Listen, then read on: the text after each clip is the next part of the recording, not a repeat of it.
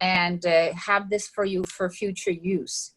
So we have 4 amazing speakers today from the Maple Tree Center, which is in the DMCC. It's a private practice in Dubai located in JLT. The team is experienced Canadian, South African, and British licensed clinical counseling psychologists. The director is who's one of our past members, is a Canadian clinical psychologist, Dr. Catherine LeMay, and the Maple Tree Center provides evidence-based psychotherapy counseling to adults, couples, teenagers in English and French. So that is fantastic. So that's very Canadian, the English and French. Then obviously they have a goal, is to help their clients develop greater insight into who they are, develop greater awareness of their needs and difficulties, experience a greater sense of authenticity and well-being. And I'm sure today that would be the main theme that we're going to look at too, because it is surviving and growing when life, as you know, is gone. As psychologists, they're committed to providing support and guidance towards effective, long-lasting change in a non-judgmental, confidential, and safe space. Okay, and we have Dr. Eva today, who's a moderator for today's session. So thank you very much actually from the bottom of our hearts, all of you. This is actually so needed. As we were saying, we have this Phoenix Theory series that we're doing because, you know, people want to say it's business as usual.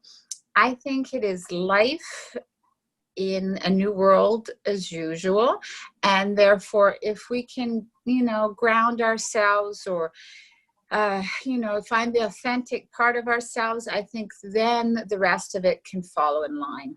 We could have to find new ways maybe of looking at things, and I'm so happy you're all here today for us. So may I let you go ahead with it? Thank you.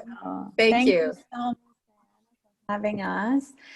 We are really grateful for this opportunity to be able to be part of this initiative. You know, as psychologists, I think you hit it right on the head of the nail about the fact that we need to be getting closer to authenticity and finding some new ways of looking at things. And really, we're wired for connection. We need to feel that we're not alone in this, and we are not alone in this. But this is the very first time we're all going through this. We don't have any precedent of going through a pandemic. I, in my lifetime, have never gone through it myself to this extent. And so we're just here to really, hopefully, foster some of that sense of connection. And I want to just take a moment to quickly introduce myself. I'm Dr. Eva Gesemi-Holdich. I'm a clinical psychologist at the Maple Tree Center, as Diana mentioned, and I work with adolescents, adults, and couples. And I've been in Dubai since 2014, so a few years now, and I have 2 young children, an 8-month-old baby and a 3-year-old toddler, and living here with my husband. So this is just a little bit about myself, and I want to get my lovely colleagues to introduce themselves. We have here our panel, and if you can, JP, start first, and then we'll continue with the introduction. So I'm from Cape Town in South Africa. I came to Dubai last year with my wife.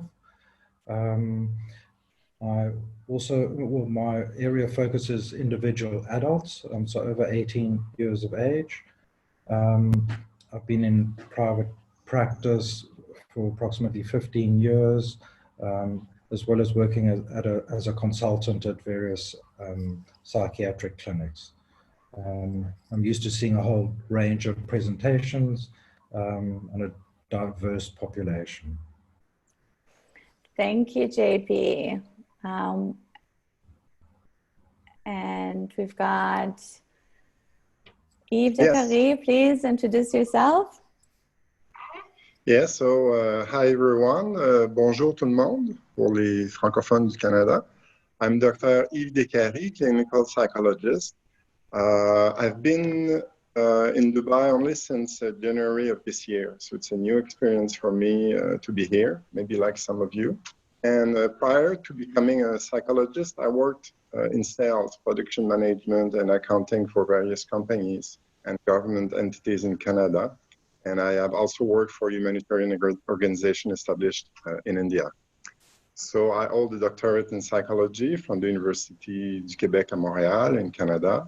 And I have experience in adult and adolescent counseling. So I'm happy to be here, and I hope that this webinar will be a way to contribute to your well-being, or at least maybe give you some clues to contribute to it. Fantastic, thank you. And Madlena. Hi, my name is Martina Van Hollen. I'm a psychologist and a couples therapist and a discernment counselor. I have been in Dubai for so long, I've actually forgotten. I think I've been here for about 8.5 years, but I cannot remember exactly. And I've been at the Maple Tree ever since I started working in Dubai as a psychologist.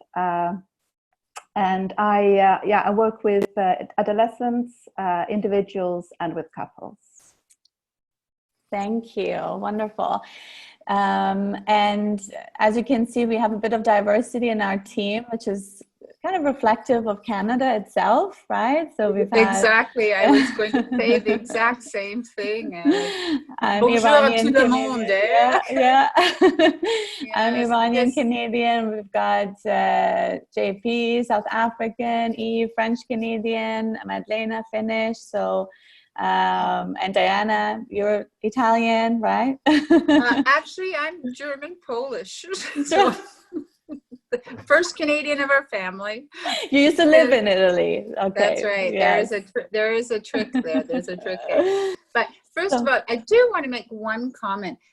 It was lovely because Eva said something I hope that we will contribute. You already have. Just by stepping up and saying, hey, we're there for you. We're, people just knowing that you are there, that, heavens to Betsy, just to have someone to speak to for a moment. And then you've got all the ranges. I've got, I call it the new kid on the block from the person who's been here so long that can't remember that they've been here so long. So, and from families to everything. So thank you from the bottom of my heart. I will let you go for us. Thank you so much. Thank you. Why are we here today? So obviously, as you can tell, just with a team of 4 psychologists, there's quite a bit of experience here that we're wanting to share with you. So collectively, we have about 6 decades worth of clinical psychology experience.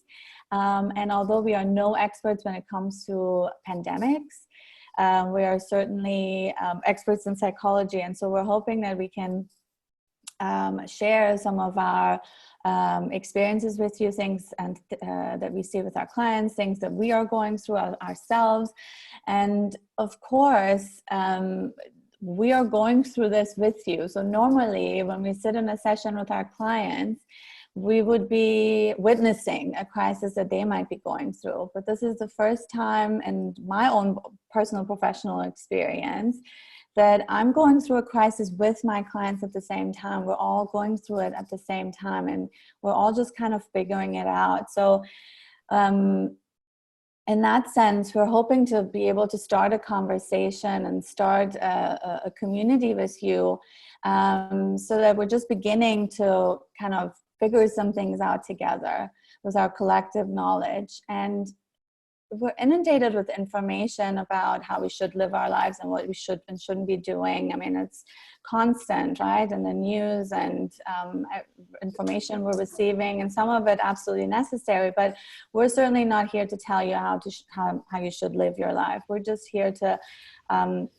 hopefully offer a roadmap, a little bit of guidance to find your own way. You each gonna have your own unique set of experiences, your own unique set of skills, and resources, both psychological resources as well as physical resources, social resources. So just take what you need from today and leave the rest. And we're gonna have an opportunity for question and answer, and we certainly want to hear from you so that we can continue this dialogue. This is not a one-time thing.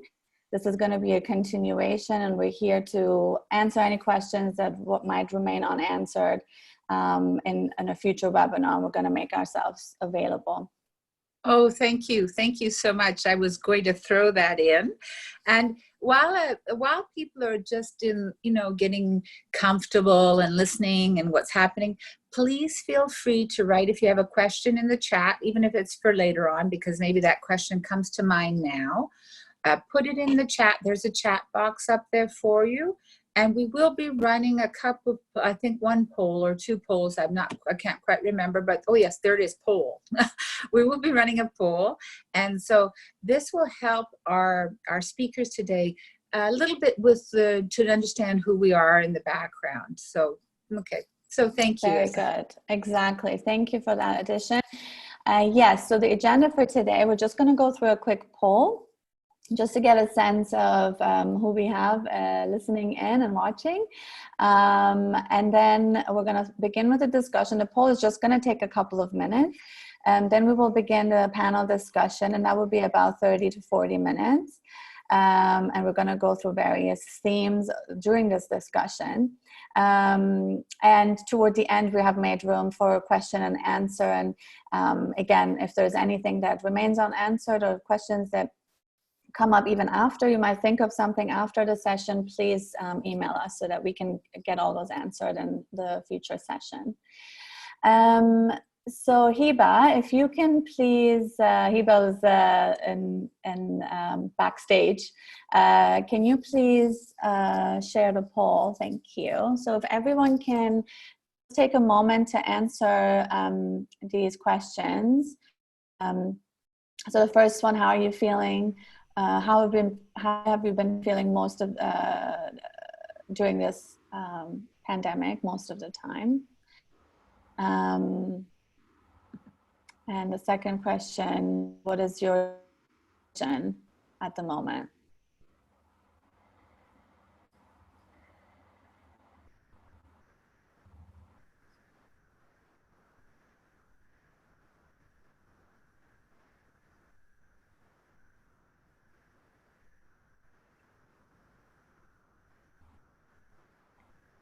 Okay, and then if you get the answers, Hiba, if you can, or Diana, I'm not sure if you're going to be. Yeah, no, it'll take a few more seconds because we can see the percentage of people that have answered. It just gives us a rough view. Don't you love though when it's a form that is so short that you don't have to? so it'll just take a few more seconds, and then once it's ready, it'll come up on the screen, and you can see the percentages of how many people answered and what they answered.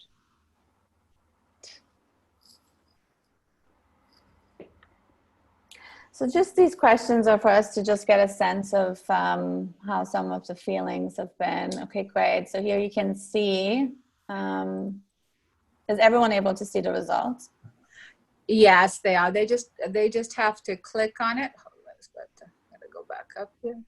So yeah, I am talking. Okay, great. Yes, they're able to see the results, and so I'm curious if this lies with your findings at the moment. So it says, most of the time during this pandemic, I've been feeling, and there's multiple choices, and you've got neutral at 53%, and you've got good, actually 29%, and 25% are down. You've got great is, is actually one person out of the poll.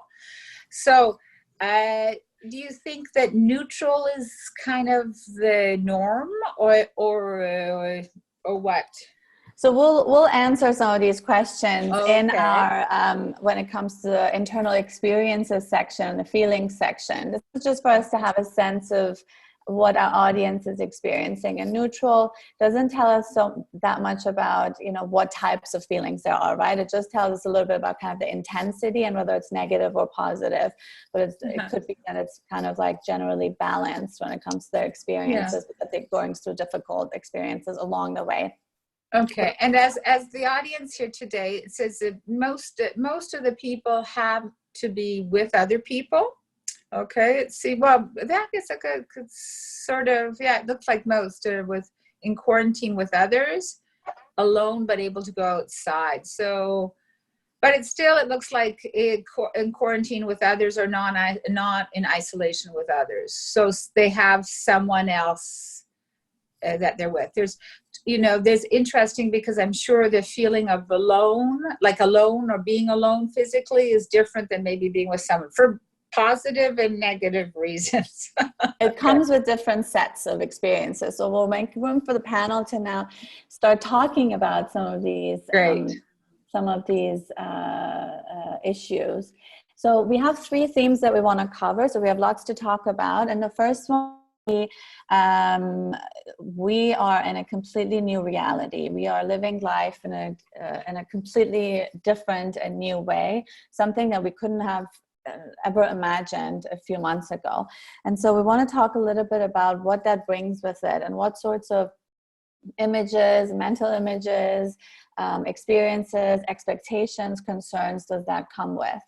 And then we're going to talk about feelings and all the internal experiences and thoughts and emotions that we might be going through, and then some ideas about how we deal with that and how we not just survive through it and cope, but also thrive. So without further ado, I would now like to open up the discussion for my lovely panel. I'm going to stop sharing the screen. So I guess I'm just going to start with this. I personally find myself reminiscing about what life before COVID-19 was like, and just paying attention to and noticing myself having lost stuff, right? So we have lost tangible things and we've lost intangible things. Tangible losses are, just like the idea of going to the office and not seeing my clients and having to, do it over a video. And financial losses and different losses that we're experiencing. And when I think about loss, I think about grief. What are some of the things that you guys are seeing in your work with your clients, but also in your own lives?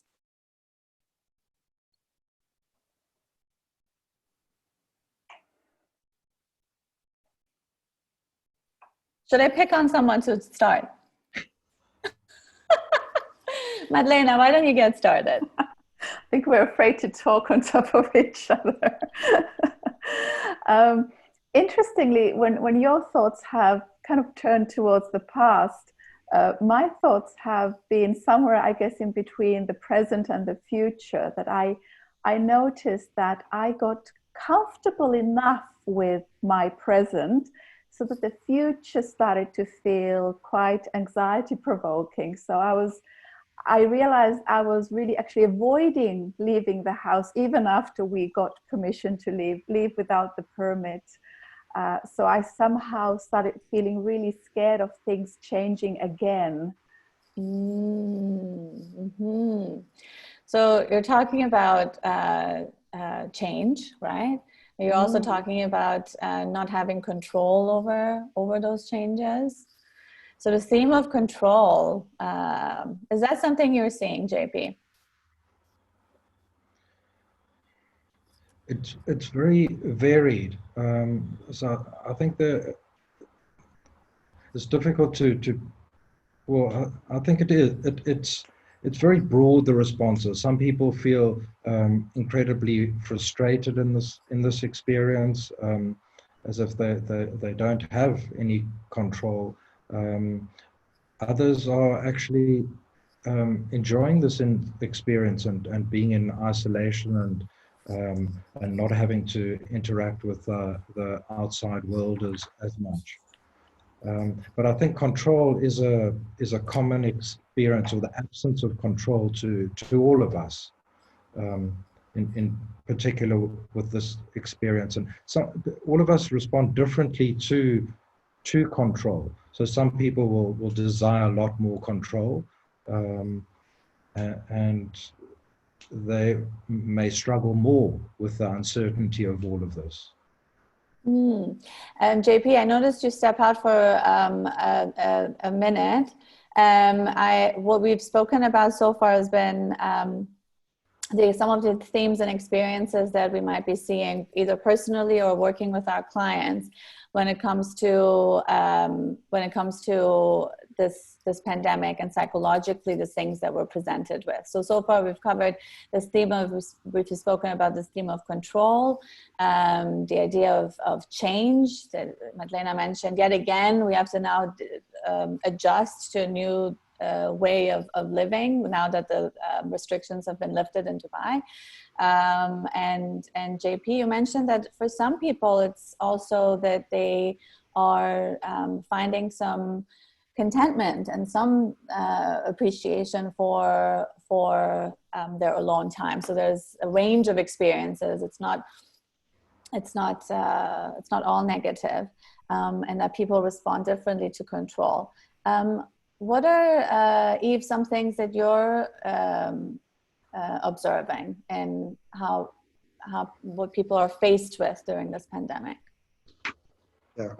So I'm sorry, I just had to get those earplugs, because not earplugs, but there's so much wind. I'm on the 32nd floor, and it was so windy that I had a hard time to hear you. So I went to get this. It's a new reality for me. So yes. So about all that, I think that nobody should be. Should not feel ashamed of feeling surprised or unsettled by the situation, because it's something very new for anyone, and if we feel unstable or something like that, it's just normal. But what I'm surprised is to get back to the poll. When I saw 53% of people who are feeling neutral, I was thinking that's quite high for such a big event in the society. And I was thinking, well, people in Dubai are people who are used to changes, sudden changes, and just coming here is a big change for many of people who have moved over here.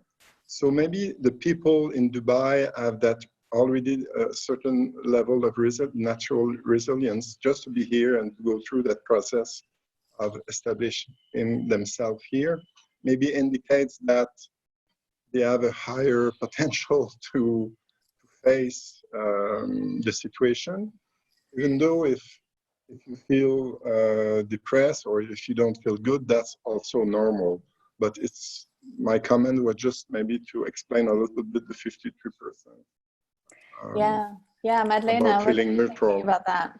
Yeah, I had a different interpretation, because I answered our own poll, and I actually chose neutral, because what I've noticed in myself is that I seem to be going up and down, and a neutral seemed to summarize the fact that I've had good days, I've had sleepless nights, I've had days when I've been really cranky and not very nice to have around. So neutral seemed to summarize the variety of experience that the pandemic has brought about in my life and in my mood. Mm-hmm. Mm-hmm. Yeah, the up and down, and the fact that we wake up in the morning also with different feelings, different things that we might be worried about. And I like the point you made about resilience, Eve. One of my favorite authors, Elizabeth Gilbert, said something along the lines of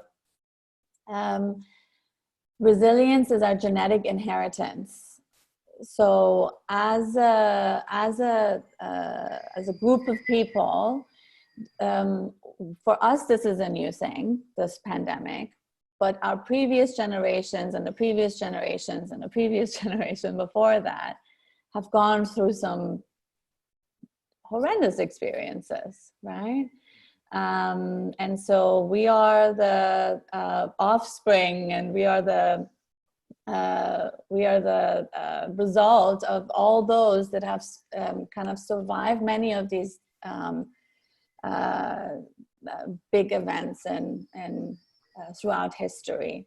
And so just a point I wanted to make about resilience, that although for us it's new, it's not a new thing when it comes to the world, right? Yeah, yeah. Hope keeps us going. Hope keeps us going, yeah. And can we learn from history? Can we learn from our previous generations? One thing that I wanted to ask you guys about, and again, when it comes to facing this pandemic and what your views are on it, is how do people make sense of this, right? So like, how do people interpret what's going on? And I think as psychologists, we often talk about like stories we tell ourselves. Can you guys talk a little bit about that? Yeah, let me jump in. So I think what this pandemic has done is brought us all a lot closer to mortality, that life is finite and we aren't going to live forever. And that naturally will evoke anxiety, and this is what the early psychoanalysts referred to as death anxiety. And the way I view it is it's a little bit like being closer to having a terminal illness, where one really realizes the special attributes of life and what one really values. So in some ways, it's an opportunity to reevaluate one's life and to see if one's living in accord with how one would really like to live. And then I also think that there are very individual responses to the pandemic, as you were saying, Ava, and that for some people it may evoke a sense of helplessness and a state of depression. For others, it may evoke a sort of preoccupation with the news. With others, it may evoke frustration, perhaps anger at how our lives have been halted, or for many of us that our lives have been halted. Yeah, yeah. So you touched on what, one story that we are telling ourselves could be that we are reframing and reshaping, or perhaps adjusting our view of our life, and similar to when we might be in our deathbed.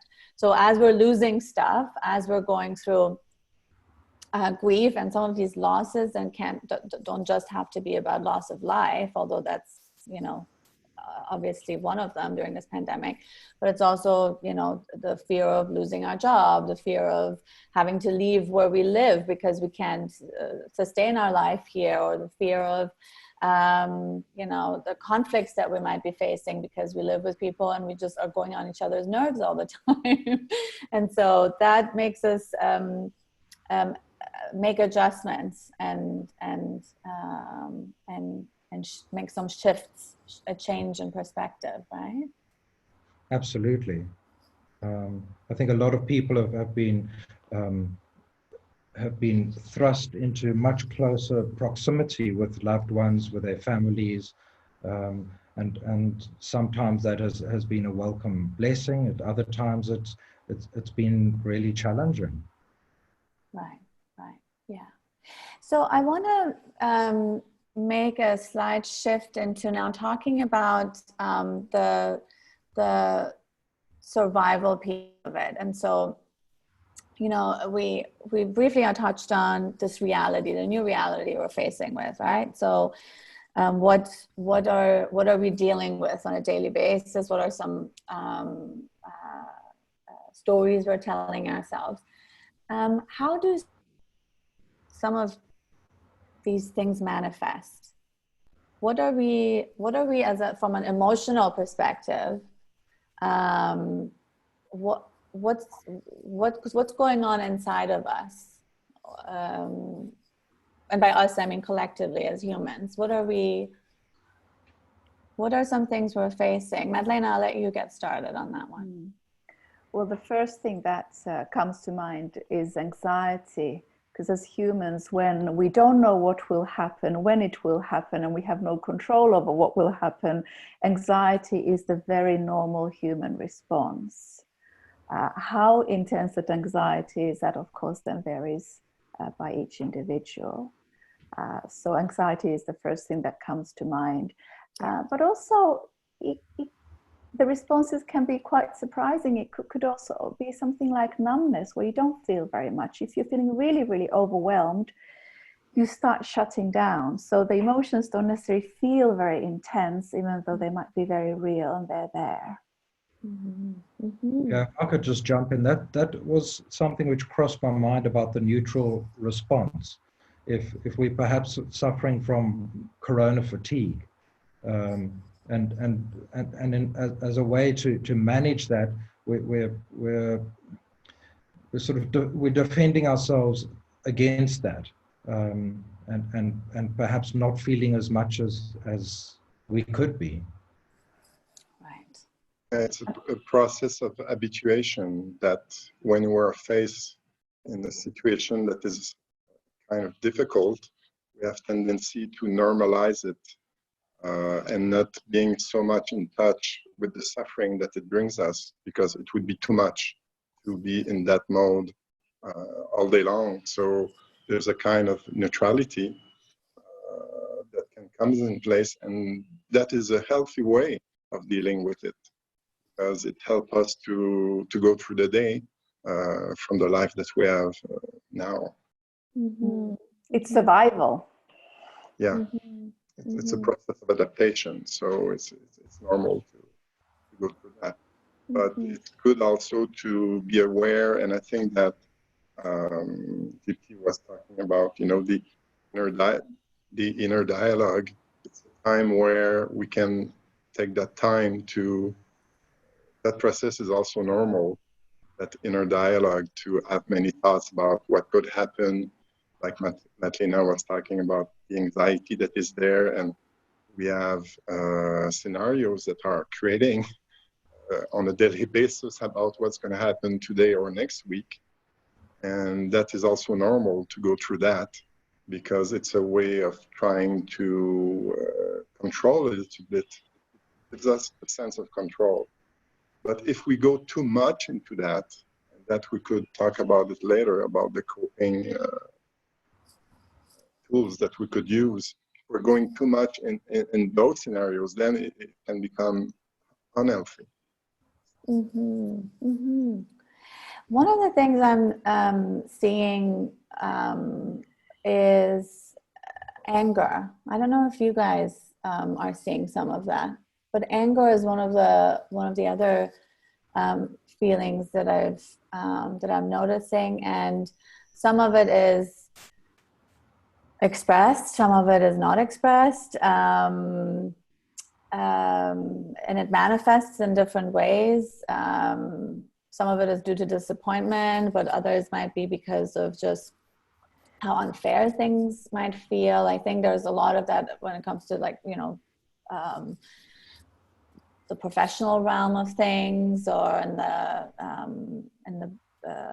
world of money making. I think there would be a lot of tension there, because this is a difficult time. It's a trying time. So what are you guys noticing, and where do you see anger manifest in our lives these days? Well, I think that the anger can be an expression of it can be a second expression of something which is deeper. I think that you mentioned frustration, feeling that situation is unfair, or feeling depressed. And I think that if people are feeling some anger, I think they should look at, is it the primal emotion that I have, or it's just a second or third one? And beyond it, it's more that I feel sad, or I feel depressed, or I feel that life is not fair these days.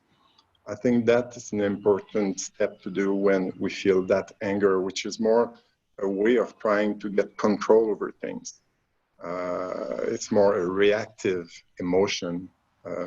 Very often, I don't say that it's always that, but it would be that. So I think it's an invitation to the people who are listening to see, okay, if I feel anger, is it really my first emotion, or is there something beneath it? Yeah. That I should contact. Yeah. JP? If I could just jump in, I think there is that anger, that there could be other feeling states which are less visible, and anger is what's being presented. I'd also draw so at the same time, I'd say sometimes it might just be straight up anger, and I'd draw a distinction between feeling angry and then being aggressive. And I don't necessarily mean physical aggression, but it could be verbal aggression, sort of snapping back, making a biting comment. And I think in these times that's to be expected, and it'll be useful to note that in when it comes up, and then just to take greater ownership of that. What am I projecting here onto my loved one, or what am I projecting onto my children? So to take hold of one's feeling states, and not to just let them spew all over others. So we're talking about a few different ways of interpreting anger. Madeleine, you wanted to add something about that? Something I've noticed on a community forum, there's a lot of angry messages about people not obeying the rules, not wearing face masks when they're going out jogging. And it's quite interesting that to think about, why would somebody care what their neighbor is or isn't doing on the street. So I think I agree with both Eve and JP that, sometimes anger tells us something else, but sometimes we are just simply angry. I do think there's a lot of fear mixed in that anger, and a lot of anxiety as well. And then hence we are kind of concerned what our neighbors are doing, whether they are prolonging the pandemic because of their behavior, or whether we are really frustrated that we don't dare to do certain things that our neighbors might be doing. Yeah, yes. Yeah, and like there's many things that are unsure these days. I think that anger, like GP was saying, can be just real anger coming from a survival mode, or an anxious mode, or something that life is too much out of control, and just pray about it. Yeah. So we've talked about a few emotions so far: grief, anger, anxiety, and there's loneliness as well, right? Loneliness. And I think there's a distinction between loneliness and being alone. We've had a lot of people say that they are not in quarantine and living with other people. That means they can go outside and they can have their people around them. But loneliness is an internal experience, right? It's about feeling that I'm all alone in this. And that could be in the face of different crises that we're facing as we're going through this pandemic, because let's not forget, this pandemic is bigger than us. It's so much bigger than us, right? And when there's something that's so big, what that does to us is it makes us feel small, and makes us feel like what are we facing and how are we going to deal with all of that? And I wonder if while I'm asking Hiba would this be a good time to ask our participants a couple of questions just to orient ourselves, and then keep going with the conversation? I would think so. We've got poll number 2 gone on the screen right now. So, and there has been there has been a question already in the Q&A. So why don't we just put it in poll number 2, because that way they can see what other types of questions they can ask. Okay. Okay. Poll number 2 is up there. So if you want to give a quick answer, the speakers too, if you want to answer too, as you say, we're all in this together. So your input is just as valid as everyone else's.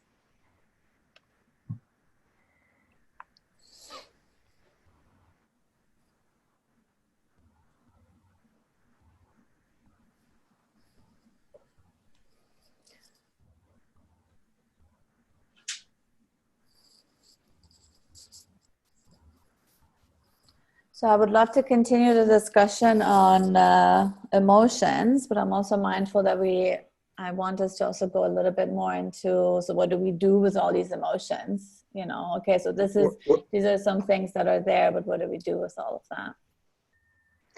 I wanted maybe to come back about loneliness. Yes. Because we can make distinction, I think we can make distinctions between loneliness, solitude, and isolations, which are 3 different things, but one can lead to another.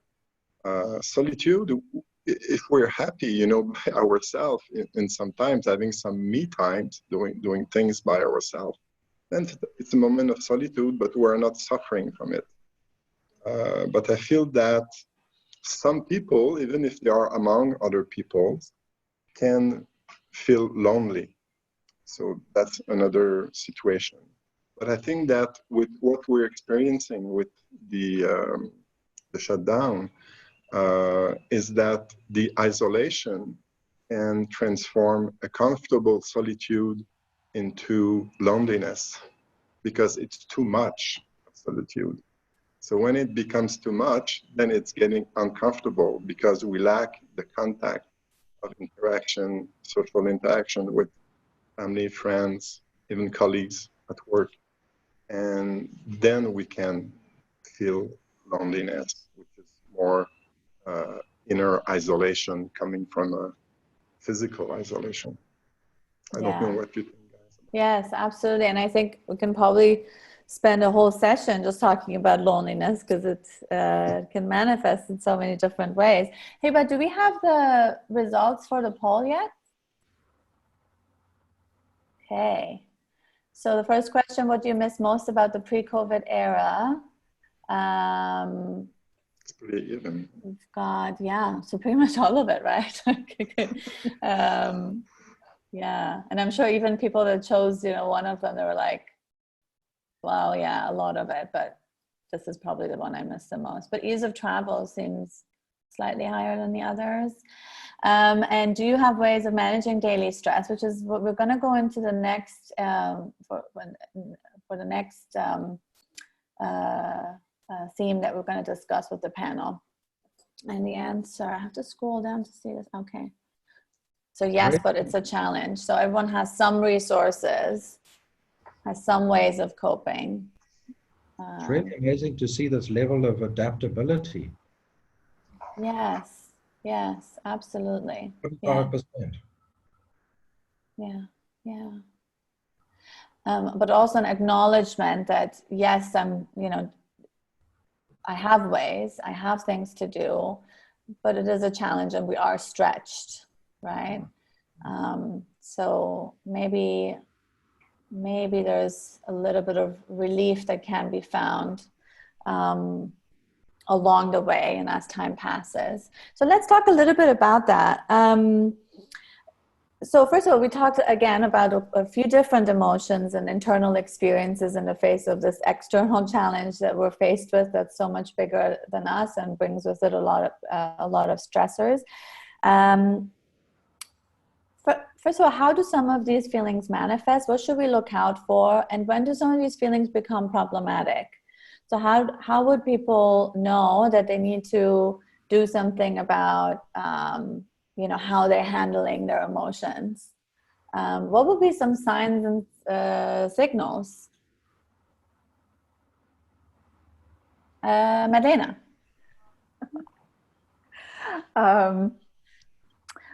We're afraid to start speaking. Well, we're very good listeners, yeah, right? we are. Well, I guess the signs would be different for each individual. So if we know what are the signs, the signals that we are under stress, under duress, if we know those signals, then those would tell us, is it that, I start having a lot of problems with my digestion, or do I start feeling that particular pain on my, left shoulder? If we don't know what those stress signals that our body sends are, then I would say probably when we start noticing that just managing in everyday life becomes increasingly difficult, when we start to have more bad days than good days, when we struggle to recover if we've had a really challenging time. I guess that would be a quick summary of some of those signals. Right. And then mind and body are one. So you mentioned, right, the digestive problems and how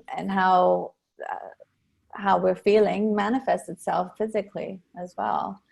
It could be also in some of our behaviors, right? So like we might be, eating more than usual, or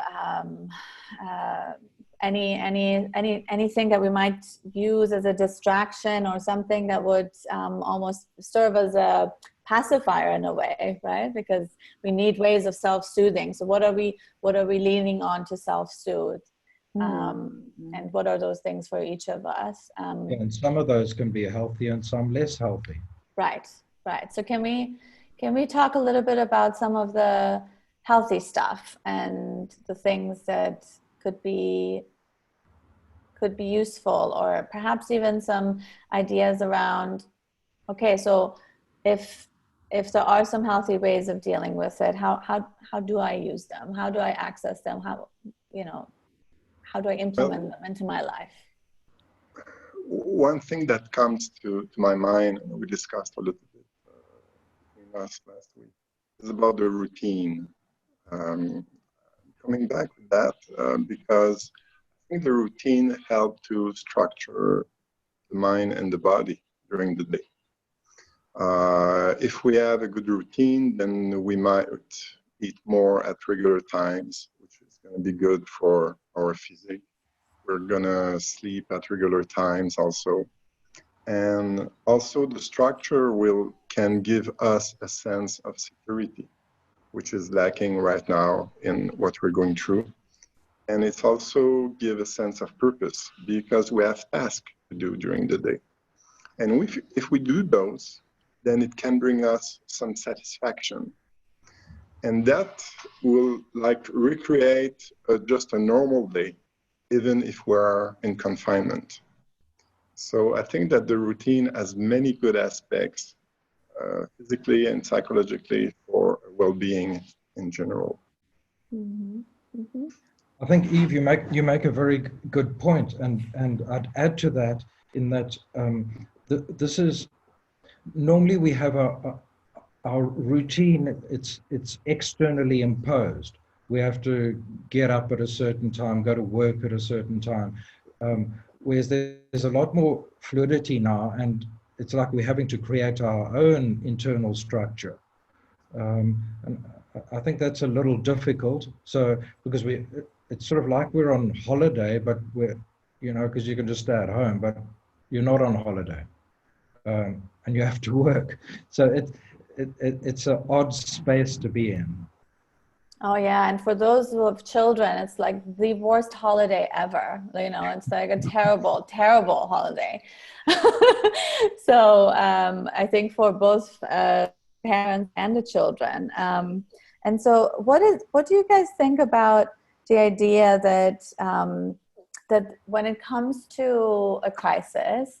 I heard this once. One of my other favorite authors say, Brené Brown, who talks about vulnerability a lot, and compassion and self-compassion, and that, you know, when it comes to anxiety, some of us are over-functioners and some of us are under-functioners, right? So in the face of crisis, some get into this mode of, I need to fix everything and I need to be super productive and I need to get as much as possible done and I need to be like coming out of this like a superhero. In the extreme sense, you know, I don't think people actually think it that way, but in the behaviors, that's how it manifests, right? And then we have the under-functioning of retreats and just feeling really down and depressed and unable to motivate oneself to get anything done. Is there a pressure for people? Is there, you know, either way, I think, you know, the other way, when there's under-functioning, I think people feel terribly ashamed and bad about themselves and they're not doing enough or not coping. And in the other extreme, the over-functioning type, there's this hypervigilance, and that's exhausting. I don't know if you guys I guess see that. what I would say is that in a crisis, each one of us, we cope in the best possible way that we can. So at this moment, I would say, you know, it's okay to cope in whatever way you can. You are in survival mode. We're all in survival mode. And yes, some of our coping strategies can be better than others. But right now, especially if you're noticing that your distress levels are extremely high, you're doing your best to cope. And just getting through the day can be enough. So even if it means that, you know, later on when life hopefully normalizes, we can reflect and think, well, maybe next time I don't want to go into that, you know, over-functioning mode, or maybe next time I need to try and, you know, find some energy to move a little bit more. But right now, I would say whatever you're doing to get through the day, that's probably good enough right now. And I wonder, Eve, yes, please go ahead. Yeah, and I think we can go back also to take what just Martina said and go back to the notion of the sign of risk or signal when we're not feeling good. How do we establish that? And I think that in the way that we're coping, we can have excess, which is our own way of doing it. But I think that when it starts to bring suffering in life, if we are not dealing well anymore with our spouse or with the kids, or we don't feel like working anymore, then it's too much. And then we have to reach for some help, maybe at that point.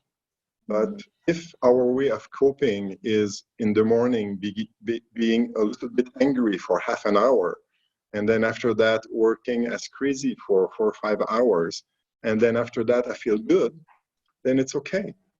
Because you just use some coping mechanisms that help you to go through the day, like Martina said.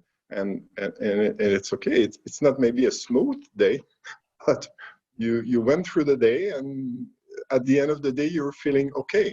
So which is good for the situation that we are living in right now. Yeah. But if it's becoming too much, if you work 15 hours a day, or you cannot get up in the morning to work at all, then it's another situation. I think that you should reach out for some help.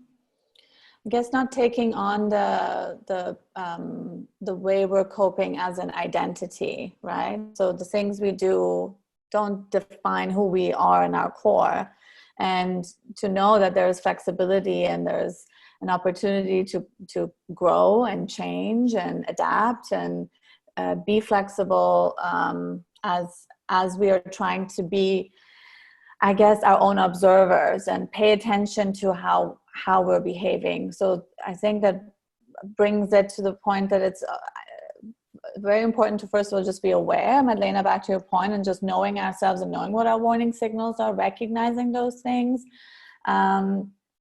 But also not being, having a bad day doesn't make you a bad person, right?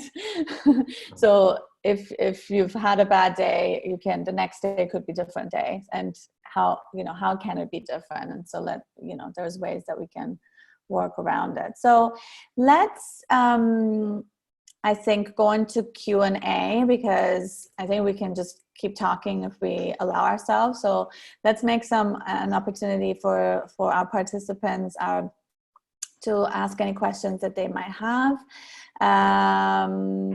And I think there's one question, Diana, you sent me already. Should I start with that? Yeah, I think that would be fabulous. I'm sure there are going to be other ones popping up. And I think it was so well, like a 360 degrees angle of things, if there's such a thing. But it is amazing because you've got all the facets, like, what you're saying, it's the vacation with your children at home, which is not a vacation, the stress of knowing, not knowing what's going to happen. Many ideas were covered. So let's see there's one right there. So I think you could start with that. And please go ahead, anyone, write in. If you prefer to actually say your question, just put your hand up. There's a hand up, or write in the chat, I'd like to talk, and I will obviously undo your mic so that you can go ahead and just say your question out loud. Some people don't like to write, like myself. So the first question is, I've gotten so comfortable at home now. It's similar to what you said, Martina, and home equals safety. So when I have to go outside, everything feels like a risk that can put my life at risk. And I wonder what can be done to reduce the stress of going outside. Very good question. Who would like to start? Is there anyone that would like to start with that? I've got What was the end? No.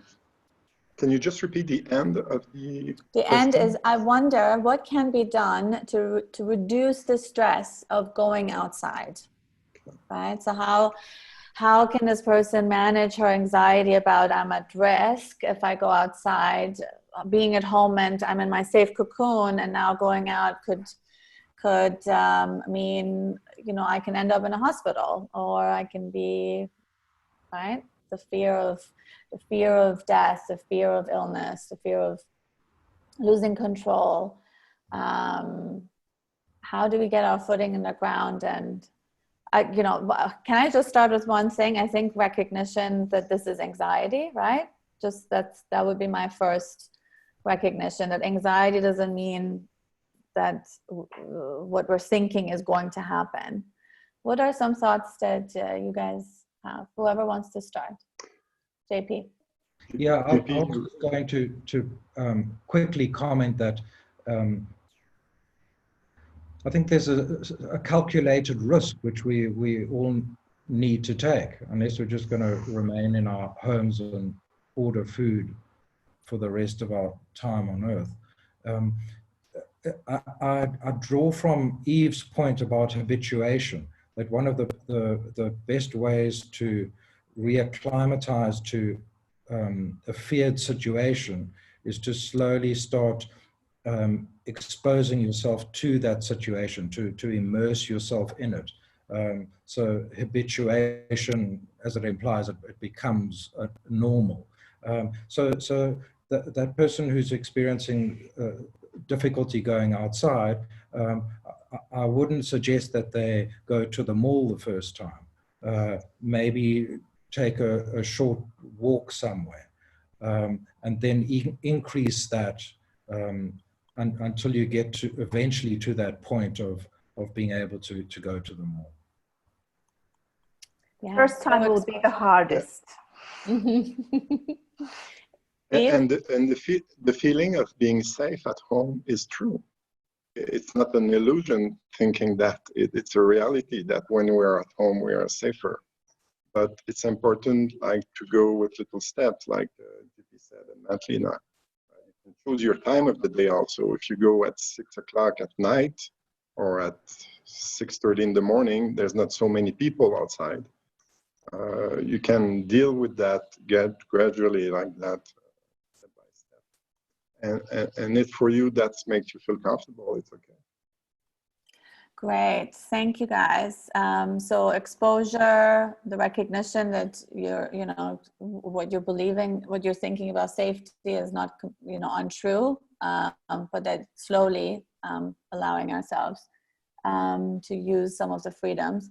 The second question is about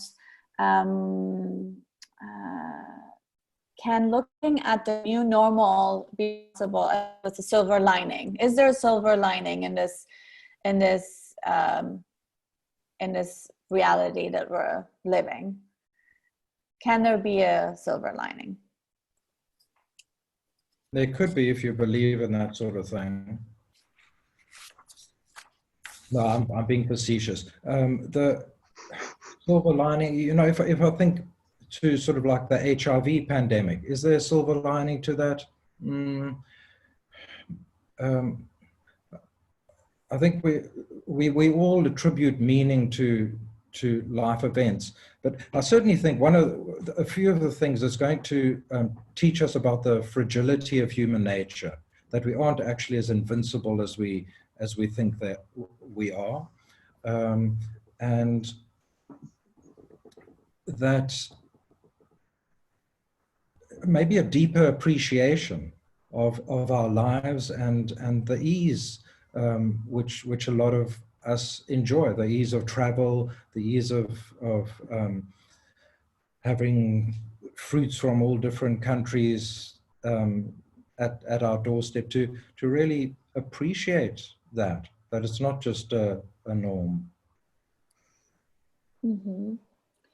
We have lots of questions coming in. If somebody else wanted to add anything to the meaning making, this idea that we can find a way to appreciate the things we had, and that is good enough. We don't have to find anything good in the fact that there is a pandemic right now, because that's not possible.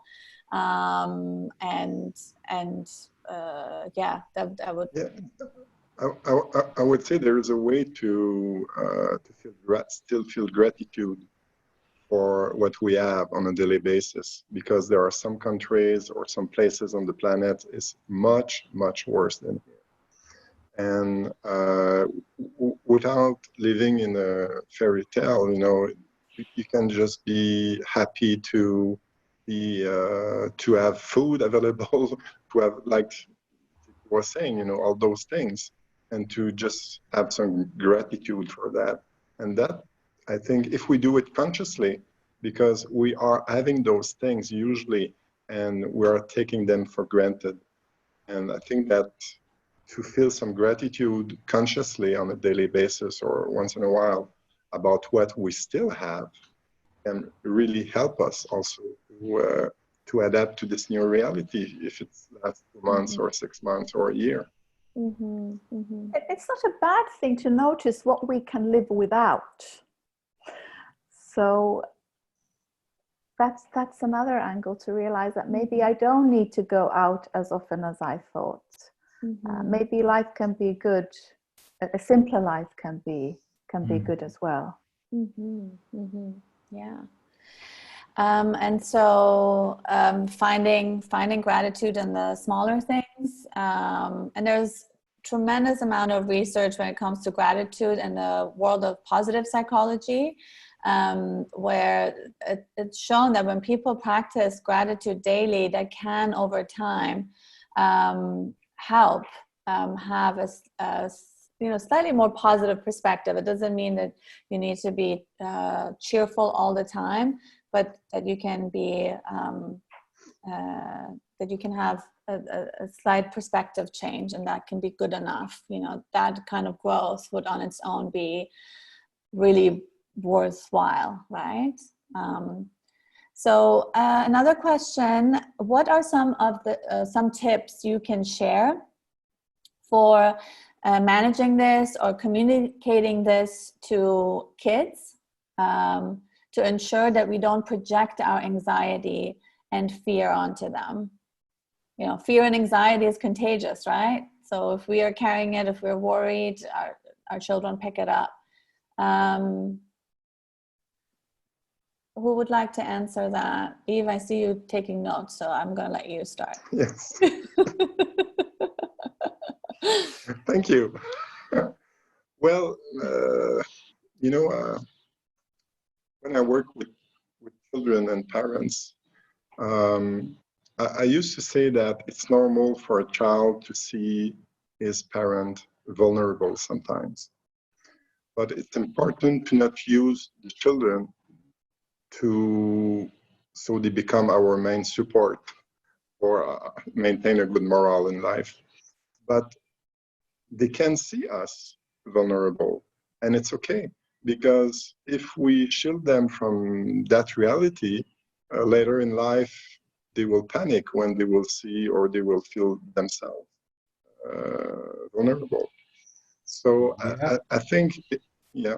So I think it's a good place to think that it's a learning process for them. It's maybe not about the nicest thing that as a human experience, but feeling that is part of the human experience. We cannot deny that. So we are in a time in life on the planet where this is what is going on. So I think if you're trying not to show them that you're not feeling good, it's going to be worse for them, because if you don't feel good and you say to your child, I'm feeling so good, and you look like that, it's not going to compute for them. And they're going to just learn that, okay, when I don't feel good, I should not say it because it's not a good thing to say. So I think we should normalize the fact that we're not feeling good, that it's a normal thing in these days when it happens, but not using the children as a main support to share our anxious. Some ideas about how to communicate. Madeleine or JP, or how is it useful to talk about children, about what's happening right now? So first of all, it would be it has to be developmentally appropriate, right? So it depends on the age of the child, and what they might already know, and also the immediate circumstances of the family, and what do they really need to know. Any thoughts on that? I guess I would probably also limit how often it's discussed, so it doesn't become a daily discussion topic, that the children also have a right to feel more relaxed and forget about COVID for a while. And obviously, the younger the child, the more the adult needs to be able to reassure that everything will be okay. We don't know exactly how, but mommy and daddy will take care of you, so that the child, like Eve said, the child doesn't have to start feeling responsible for making sure that mom and dad will get through this. But the child can trust that mom and dad will take us through this. Right. The adults will take care of it. Yeah. I think it's a very difficult situation which adults, parents are in, where they're having to reassure their children, and they're having to reassure themselves as well. I guess that is the role of a parent, is to reassure the child. One of the thoughts which crossed my mind was modeling, and that children tend to model their parents. So we need to be very thoughtful around what is being presented to them. And it makes me think about how parents quite naturally have to find ways of conveying death in the family. How does one explain that to one's child? And as you said, Ava, one has to consider their developmental position. Is this child 5 or are they 10? And then to use the appropriate language, and to explain it in a relatively basic way, and then also to obviously take into account that the various feeling states which it may evoke, because children often have difficulty recognizing and naming feeling states. So perhaps to say something like, this might make you feel a little bit anxious. Please tell me, come to me and let's speak about this if it's uncomfortable. So keep the communication open.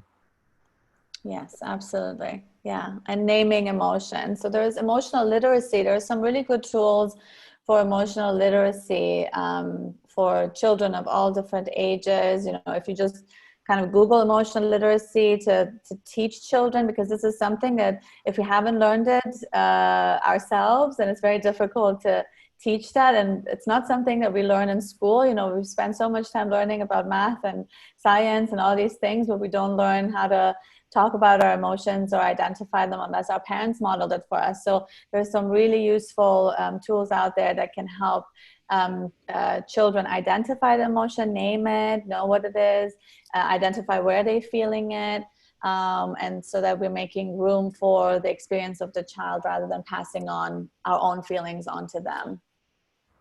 All right. So I think we covered all the questions. There was just one question about how can people reach out to counseling when face-to-face counseling isn't available.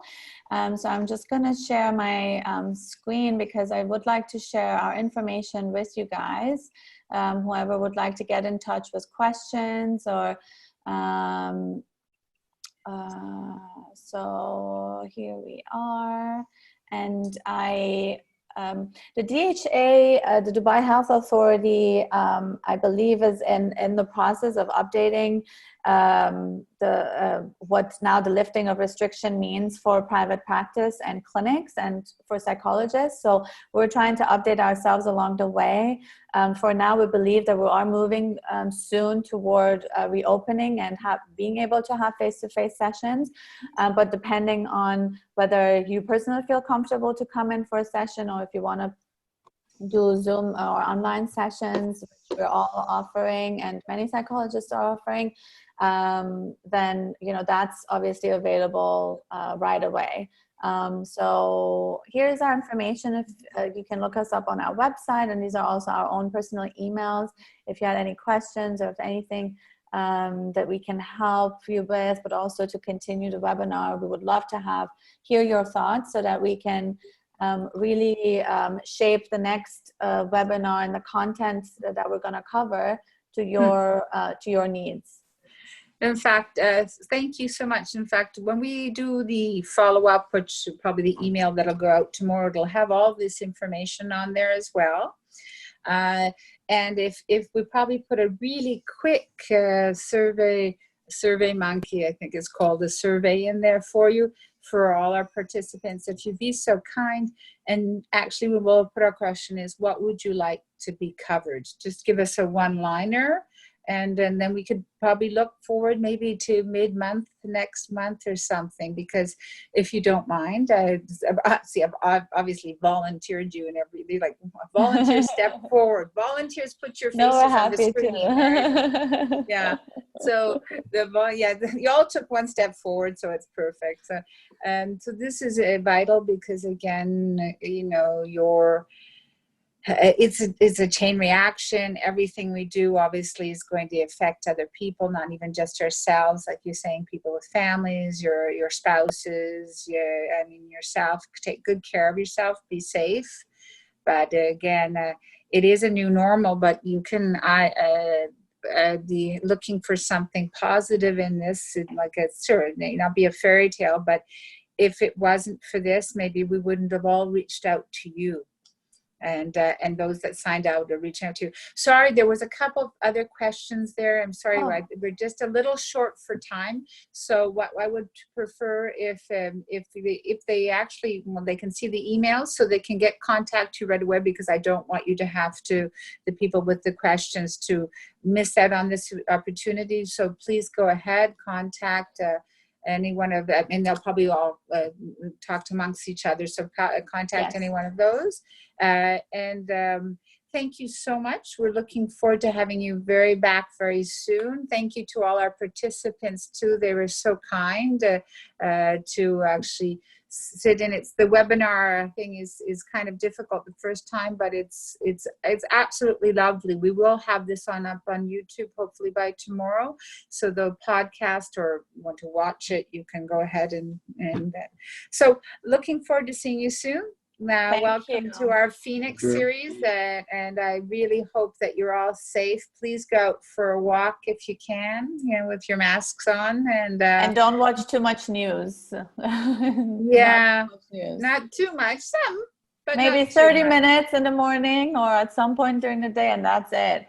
Stay away from constant Overload. inundation of Updates. COVID-19 updates. Yes. Yeah, and please get your information from valid sources. Yes. Absolutely. Absolutely. Get your recipes from your Facebook friends and get your information from valid sources. Thank you for being so open, so friendly. Take good care of yourselves, and we will talk soon enough. Okay. Thank you. Thanks, everybody. Take care. Bye. Ciao. Bye. Thank you. Bye. Bye. Bye.